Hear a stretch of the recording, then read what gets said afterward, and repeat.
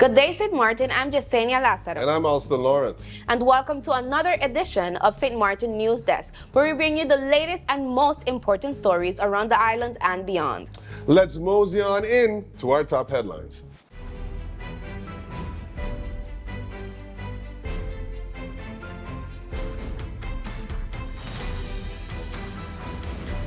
Disturbing case out of St. Martin as a male nurse is facing over 4 years in prison for allegedly drugging and sexually assaulting female patients at the St. Martin Medical Center. The nurse, identified as 37-year-old RIJP, stands accused of violating his patient's trust in a series of appalling incidents. The nurse is charged with 3 counts of sexual assault between July 2022 and April 2024. 2 victims claim he administered the sedative midazolam before touching them inappropriately while they were in a semi-conscious state. A third victim, who was just 17 at the time, accused him of groping her during a hospital stay following a suicide attempt. A search of the nurse's home revealed a box of midazolam, a powerful sedative used to induce sleep and memory loss. The prosecution argues that the nurse used the drug to render his victims helpless before assaulting them. Although one victim's drug test came back negative, experts say midazolam can be undetectable after 12 hours, complicating the case. The prosecutor labeled the assaults sick and appalling, stressing how the nurse violated the faith and trust of these women in an environment where they should have felt safe. He faces 54 months in prison and a nearly 10-year ban from healthcare if convicted. The defense is arguing there isn't enough evidence for a conviction, pointing out that co-workers who were present at the hospital have not testified in support of the victims. The court will render a verdict on September 24th. In travel news, Winair has just revealed its new winter schedule, adding 3 exciting routes connecting travelers to the Caribbean and islands of St. Lucia, Barbados, and St. Vincent. The expansion will further enhance regional connectivity, giving passengers more ways to explore the Caribbean's stunning beauty. Starting November 15, 2024, Winair will operate 6 flights a week between St. Martin and Barbados, with new direct flights from Barbados to St. Lucia, Martinique, and Dominica. St. Lucia itself will see 6 weekly flights from St. Martin, along with additional connections to nearby islands, including St. Vincent. The growing network of 16 destinations and 40 routes will be served by Winair's modern ATR-42-500 aircraft, offering travelers a seamless and comfortable experience. The airline, which has been a trusted name in the Caribbean for over 63 years, continues to innovate and expand its services. Hans van der Velde, CEO of Winair, said, "This expansion strengthens connectivity throughout the Caribbean, allowing both local residents and international travelers to enjoy smooth and convenient travel experiences." To celebrate these new routes, Winair is offering special fares starting at just $89 for flights booked between November 15th and December 15th. Book now at winair.sx. The Honorable Prime Minister Dr. Luc Marcelina welcomed a special courtesy visit from the Council of Advice delegation led by Vice Chair Mrs. Renata Richardson-Nicolas and Secretary Mr. Jesse Solomon. During the meeting, the Council presented their 2023 annual report, underscoring their commitment to providing valuable independent advice on national governance. The Council of Advice plays a key role in shaping St. Martin's legislative process by offering informed opinions to both the government and Parliament. During their visit, the Council delegation highlighted critical policy considerations and challenges from the report that will influence the country's future development. In receiving the report, Prime Minister Dr. Luc Marcelina expressed his appreciation for the Council's dedication to transparent governance, praising their recommendations as vital for effective policy making. Dr. Luc Marcelina said the Council's work shows a clear commitment to accountability, and their recommendations will guide us in our missions to uplift St. Martin and address the needs of our people. The Prime Minister assured that the government will carefully consider the report's recommendations as they continue to work hand in hand with the Council to strengthen democracy and ensure a prosperous future for St. Martin.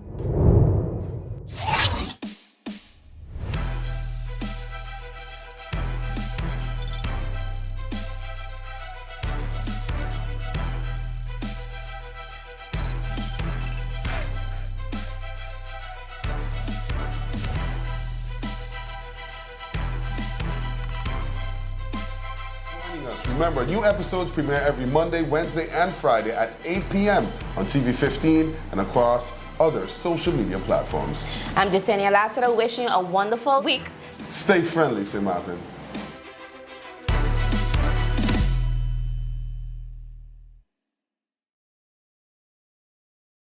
We exposed 5 strangers to different KFC menus to see if the flavor can enhance any moment. And at the first bite, the party began. We repeated the experiment during the day, during business hours, on weekends, with sunshine, with rain. It's confirmed any moment can be a KFC moment. Hello, my people. Make sure you tune in to Sit, Sip, and Chat every Monday at 5 p.m. on TV 15 and every Wednesday at 8:30 p.m. And make sure tune in to the Late Night Show with Andrew Dick from Monday to Friday at 10 p.m. with a repeat in the afternoon for no reason. In the afternoon, the Late Night Show at 3 p.m. Thank you, TV 15. Thank you, TV 15. Make sure tune in. Make sure tune in to the Late Night. And Sit, Sip, and Chat. Late Night.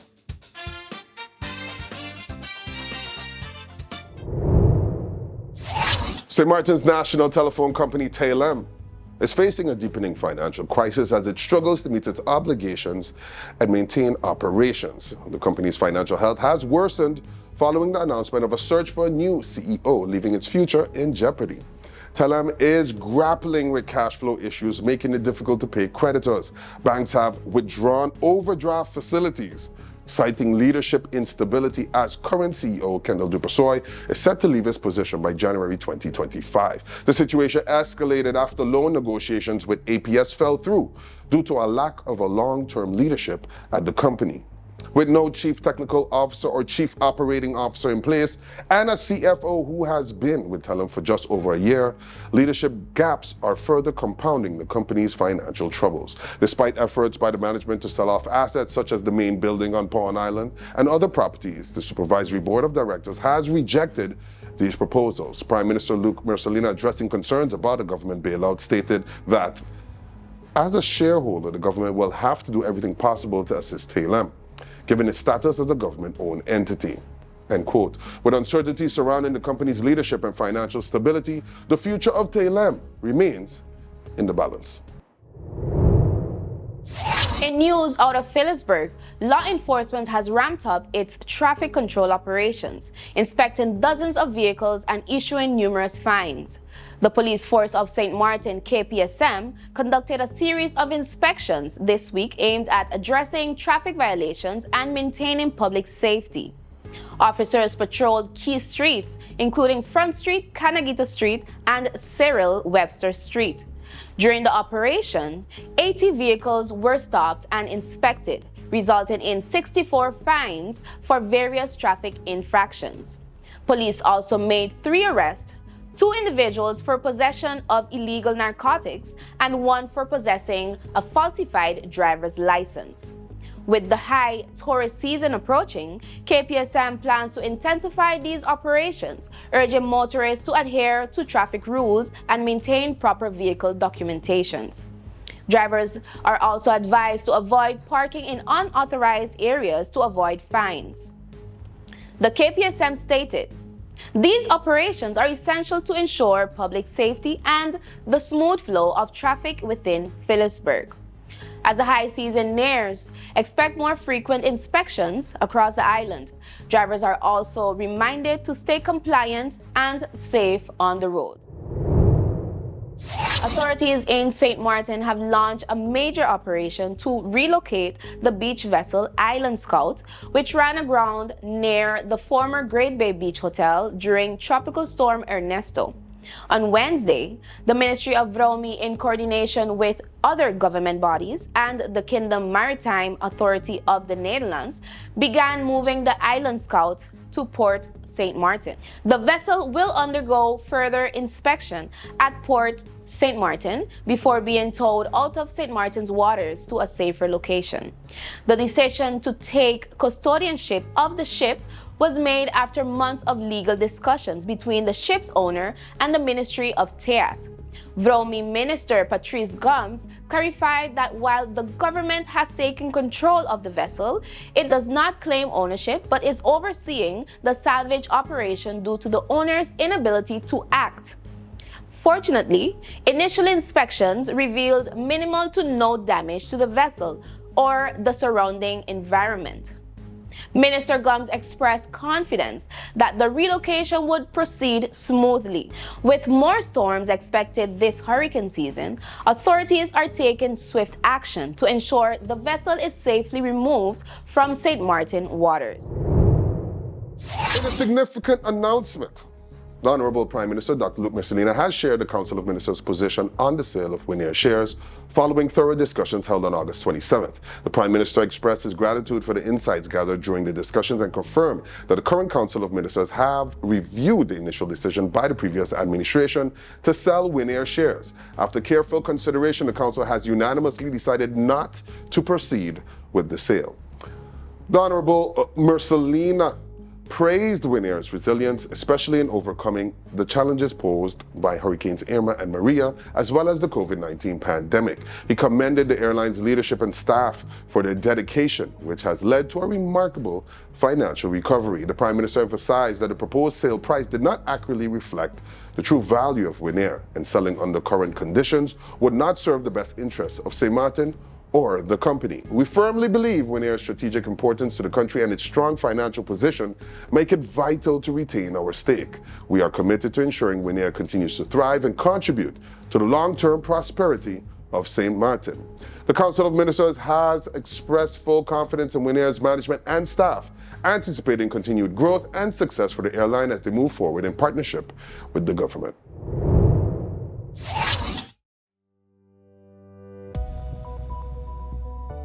Instability and moisture associated with an approaching tropical wave will account for cloudy periods, isolated showers, some of which may be heavy, and possible thunderstorms across the region. Road users are advised to be vigilant. Seas will remain slight to moderate during the next few days.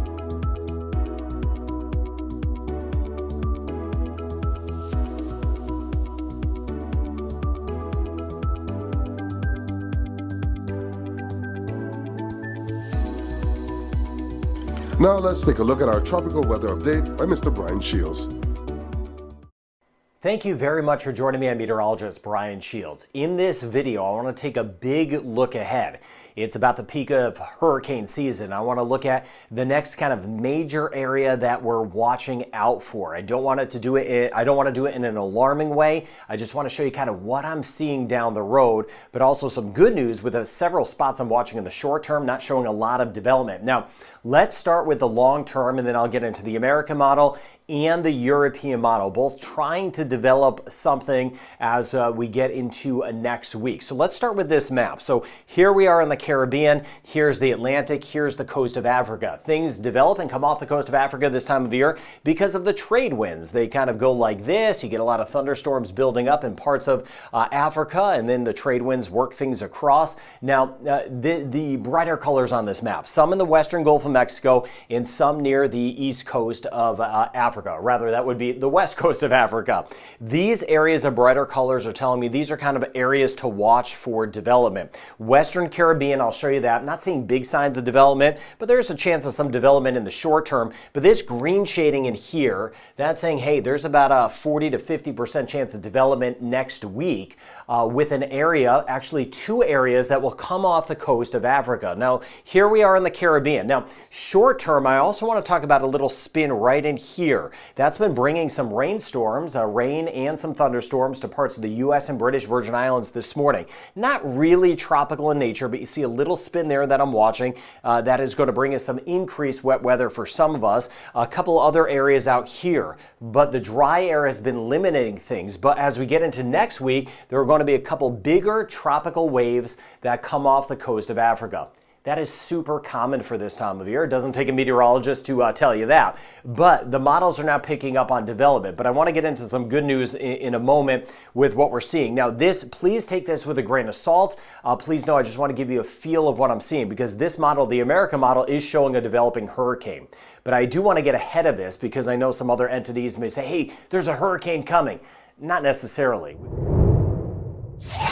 In a special news report brought to you by Real Auto BV, the official Toyota distributor for St. Martin. Real Auto St. Martin has issued an urgent safety recall for Toyota vehicles due to the Takata airbag defect. This recall affects popular models like the RAV4, Yaris, Corolla, and Hilux, manufactured between 2004 and 2013. These defective airbags pose serious risk, including severe injury or death. Toyota owners are urged to visit RealAutoSXM.com or contact Real Auto SXM immediately to schedule a free airbag replacement. Stay safe, act now.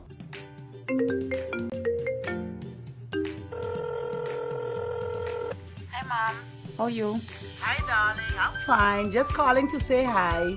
Oh, okay. We got over here. Girl, I hear watching this movie and it...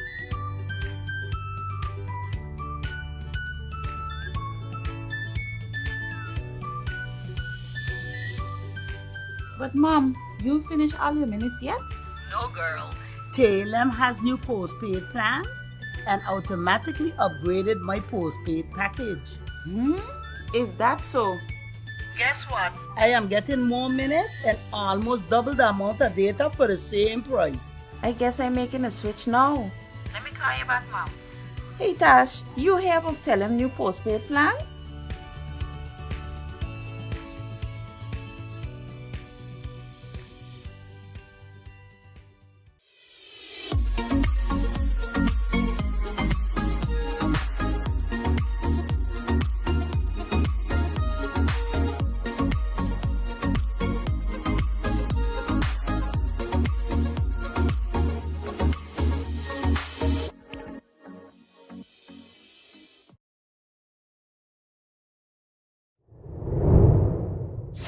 At the Council of Ministers press conference held last Wednesday, incumbent Minister of Justice Lyndon Lewis responded to reporters' questions about his exclusion from the coalition discussion forming the new government.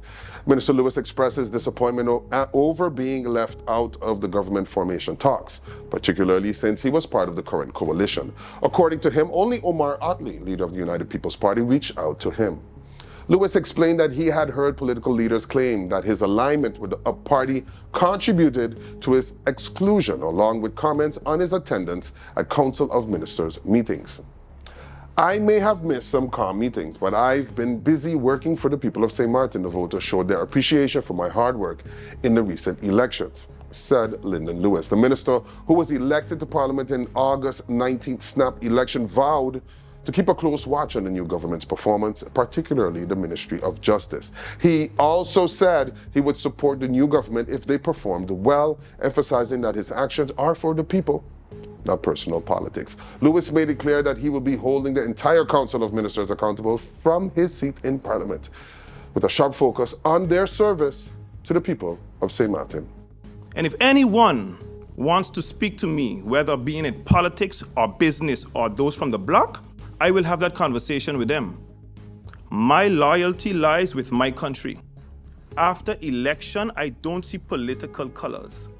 I see a group of people that has the mandate to move this country forward.